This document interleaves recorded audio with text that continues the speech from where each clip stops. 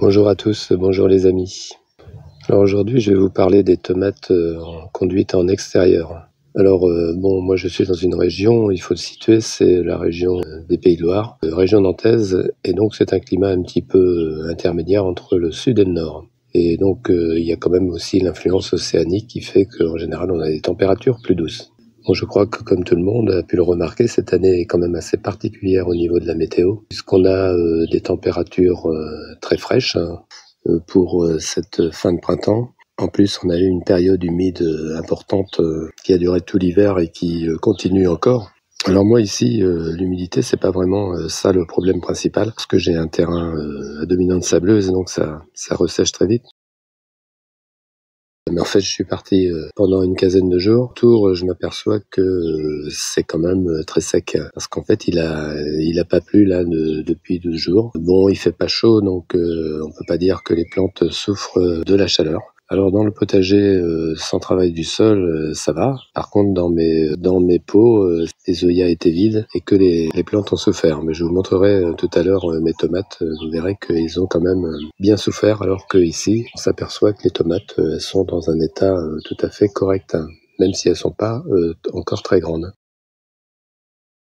Alors moi, quand je reviens comme ça après une période de 2 semaines où le potager est resté tout seul, finalement il supporte très bien sans moi, mais quand même, la première chose que j'ai faite, après avoir arrosé les pots en particulier, ça a été de venir tailler, d'ailleurs j'en ai oublié là, un gourmand, de tailler les plants de façon à ce que dans cette association que je fais cette année avec des fraisiers et puis aussi des oignons, de façon à ce que les tomates elles puissent monter le long des bambous assez rapidement, de façon à s'affranchir de la difficulté qu'elles auraient à capter la photosynthèse du fait des fraisiers qui, quand même, comme on le voit, ont tendance à pousser un peu en hauteur et prennent quand même pas mal de place. Alors dans ce système à haute densité, bien il faut que les tomates montent le plus rapidement possible. Là on voit ce sont mes plants greffés, et c'est pour ça d'ailleurs que j'ai attaché ici. Je dis ça pour les gens qui débutent. Il faut toujours laisser beaucoup de place pour le développement futur de la tige, parce que pour l'instant elles sont encore petites, mais on voit déjà que plus on se rapproche du sol et déjà plus la tige est épaisse. Et ici on aura finalement des tiges qui vont occuper une bonne partie de l'espace. Et donc si on serre trop sur le bambou, eh bien on aura des problèmes. Ensuite, on va étrangler la plante dans son développement futur. Et puis, comme vous pouvez le remarquer, j'ai gardé ici un gourmand. Donc c'est tout simplement pour pouvoir conduire sur 2 têtes ces tomates-là. Et quand ce gourmand va se développer, je le conduirai sur le bambou que j'ai mis, le bambou supplémentaire. C'est-à-dire que j'aurai une tête qui partira ici et une tête qui partira là. Alors pourquoi je fais ça? Parce que ce sont mes plants greffés. Je vous avais montré ça. Et donc les plants greffés, ils ont une vigueur plus importante normalement. Et donc les conduire sur 2 têtes, c'est une façon comme ça d'optimiser un peu le bénéfice d'avoir fait des plants greffés. Donc les 5 plants greffés qui sont là, ils sont montés en hauteur, effectivement, lentement mais sûrement, on va dire. Et donc j'ai commencé à les attacher de façon à conduire sur 2 bambous comme j'ai prévu. Pour ce qui est des autres plants, alors là j'en ai un qui s'est assez mal développé. Il est en bordure et donc il s'est pas vraiment bien développé. Certainement du fait qu'il est plus près de la bordure ici ou pour une autre raison. Il peut arriver qu'un plant se développe pas très bien. Ici j'ai également fait ce travail qui consiste à retirer les gourmands sur tous les plants là. Et bon dans l'ensemble. Alors quand je suis arrivé, ils étaient vraiment très touffus. Et quand on retire les gourmands, voilà, ils font moins de volume de feuilles, mais on s'aperçoit qu'ils sont quand même dans un état sanitaire vraiment très correct. Et par exemple, mes andines, alors c'est toujours pareil, elles ont un feuillage un petit peu particulier qui peut sembler, on peut se dire, elles sont chétives, mais en réalité, elles se sont vraiment très bien développées. J'en ai 3 plants ici. Ce qui s'est très bien développé également, ce sont les fraisiers. Bon, je vous avais dit que j'ai un peu raté mon expérience puisque je comptais mettre des fraisiers non remontants de façon à avoir une production rapide au printemps, et puis ensuite les fraisiers, à la limite, je pouvais même m'en débarrasser. Il se trouve que ce sont des fraisiers remontants, essentiellement. J'en ai juste un plant de non remontant, et donc ils commencent à arriver en fleurs. Là, on voit qu'il y en a qui sont déjà formés d'ailleurs, et certainement qu'il y en aura bientôt. Donc on va avoir des fraises, mais alors elles prennent un développement quand même important là dans l'espace, évidemment. Et bon, alors après, pour les tomates, comme elles vont monter assez vite, je vous montre quand même celles du milieu qui sont un peu moins hautes. Là, ce sont des ananas, des ananas à feuilles de pommes de terre, là. Et puis ici, des ananas avec un feuillage classique de tomates. Donc celles-ci sont un petit peu, elles sont pas encore montées assez. Donc c'est un petit peu le moment où les fraisiers, ils commencent à être vraiment très envahissants. Et je pense qu'on va quand même pouvoir consommer un certain nombre de fraises. Donc on verra cette évolution de cette association entre les tomates, les fraisiers, et puis également les quelques oignons là que j'ai de place en place. Donc vous pouvez penser que c'est quand même beaucoup de végétation, que c'est serré, mais le principe c'est de essayer de maximiser un peu la photosynthèse, parce que les tomates elles vont être sur l'étage supérieur, les fraisiers ils vont être sur l'étage inférieur, et puis bien les oignons ils vont disparaître assez rapidement. Alors j'avais aussi, et je sais pas si je vais le retrouver, j'avais aussi du basilic. Donc il y en a quand même, effectivement. Il est toujours en place, il est un peu étouffé. Tout ça, normalement, devrait, chacun son tour, ça devrait donner. Ici, le basilic, il est bien beau, mais il est un petit peu à l'ombre. Et puis ici, c'est pareil. Et puis en fait, oui, ils sont tous là, même si celui-là est pas très folichon, mais ils sont tous là. Alors voilà, cette planche est quand même une planche de mon point de vue intéressante au niveau de l'expérience que je fais cette année.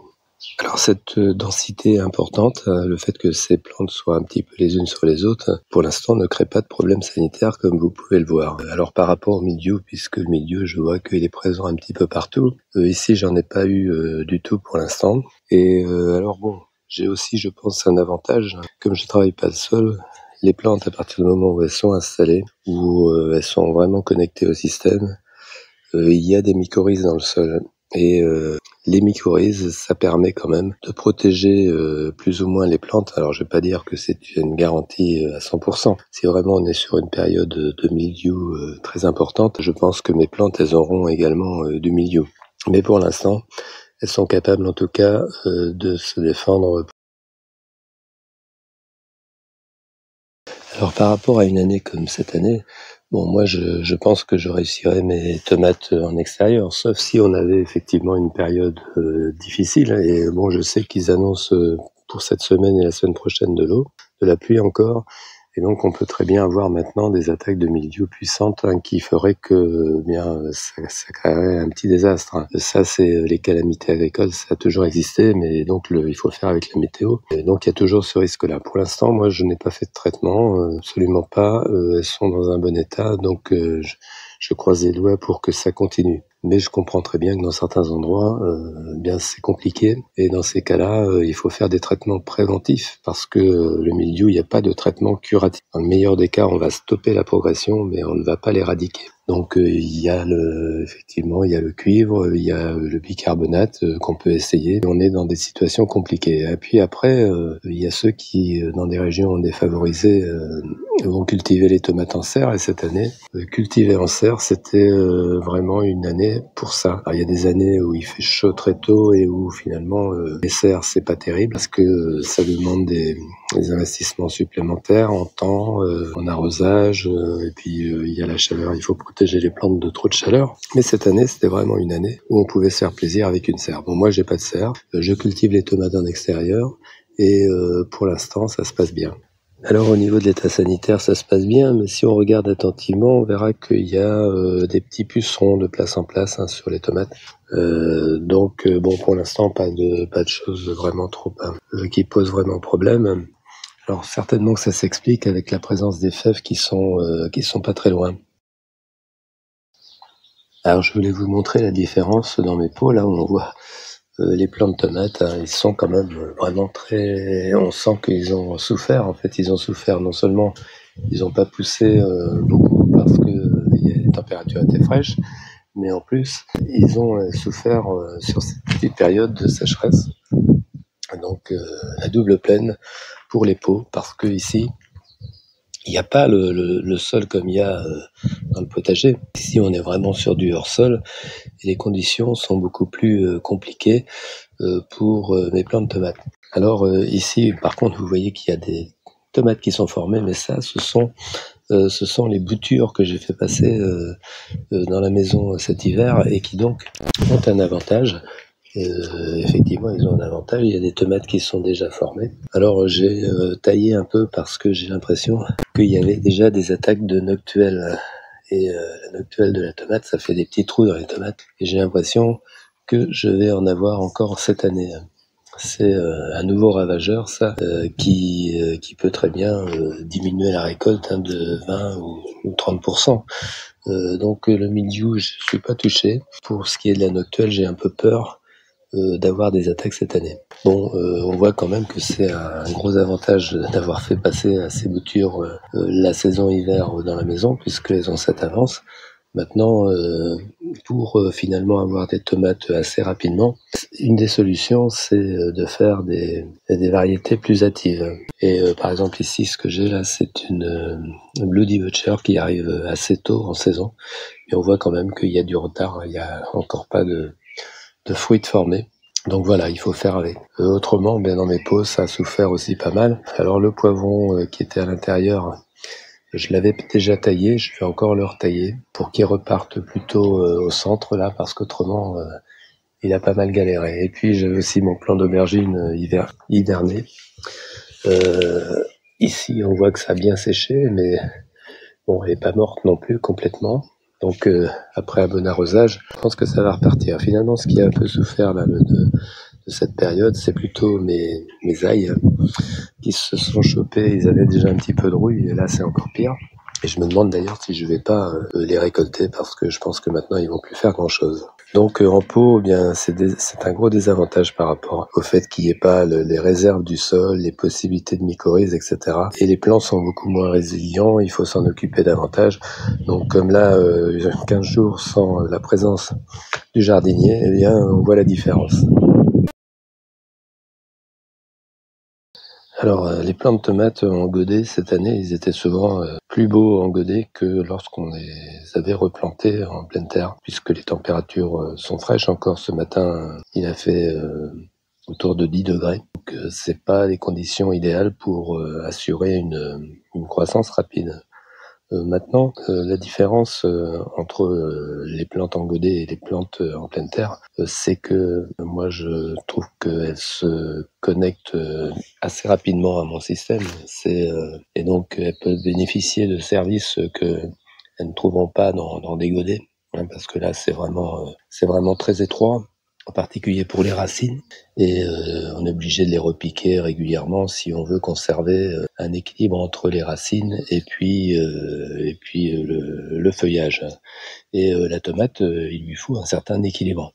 Et de mon point de vue, ça ne sert pas à grand chose d'avoir de très belles plantes en godet si quand on les installe, finalement elles mettent beaucoup de temps à s'installer. Je préfère avoir, comme cette année, bon, c'était pas une année extraordinaire pour ça, mais bon, quand on a des belles plantes en godet, on est content. Mais même si elles sont pas belles, elles récupèrent très vite quand on les installe, dès qu'elles sont, comme je le dis, connectées au système, parce que dans un système sans travail du sol en particulier, elles vont très vite chercher à faire des mycorhizes et donc à utiliser le réseau mycélien pour tout un tas de services qui seront tout à leur avantage.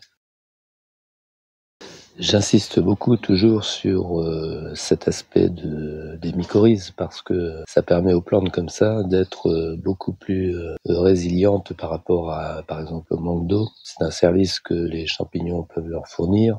Également par rapport aux attaques de maladies, parce que comme c'est une association qui est bénéfique pour la plante, mais également pour le champignon a intérêt à préserver la bonne santé de la plante. Et toutes les études que j'ai pu voir, qu'on trouve assez facilement, si on regarde par exemple des vidéos Marc-André Sellos ou sur Vers de Terre Production montrent que des plantes qui sont mycorhizées, alors ça ne veut pas dire qu'elles ne se chopent pas les maladies, hein, mais par contre, elles résistent beaucoup mieux.